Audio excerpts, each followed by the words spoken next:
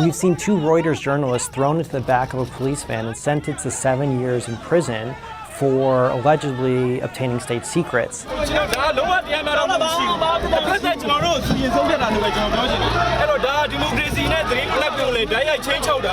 Now, this shows that there's a lack of press freedoms in Myanmar today, but it actually goes well beyond that. It also shows the extent to which Myanmar's government is committed to obscuring what happened in the military's campaign against Rohingya Muslims last year.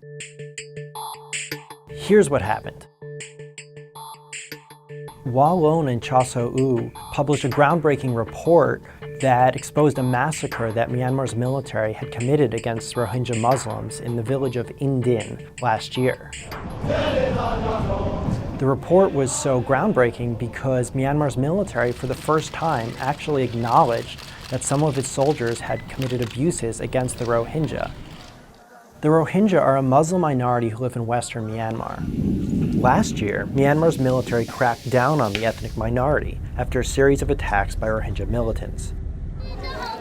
The resulting violence sent 700,000 Rohingya fleeing to neighboring Bangladesh and killed an estimated 10,000. Responsible for acts of terrorism. Myanmar's government said the military action was justified. Many of our friends. Prosecution is warranted. The UN, in a recent report, said that Myanmar's military should be prosecuted for genocide. That what we saw happen in Rakhine as a whole would not have happened without it firstly being within the knowledge of the senior military leadership and secondly under their effective control. The verdict raises questions about judicial independence in Myanmar. There was a lot that was odd about the case itself.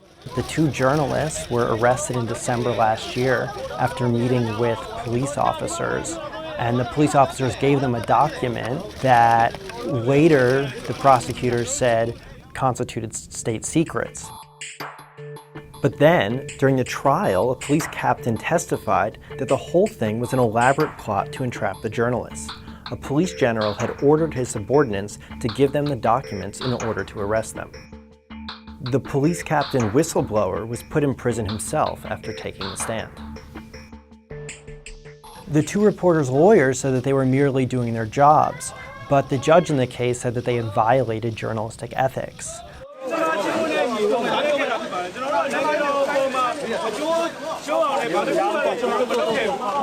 Western governments strongly criticized the judge's decision. And we believe that the judge has ignored the evidence of the case and has actually also ignored Myanmar laws.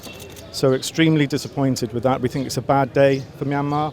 And we would call on the journalists to be released as soon as possible. Now, Aung San Suu Kyi could pardon these 2 journalists, but the damage is already done, even if they were to be pardoned, and that's far from clear. And if you're a journalist in Myanmar, a local journalist, you're going to be very reluctant to report on sensitive things, especially if it relates to the military's campaign against the Rohingya, after what these 2 journalists have gone through.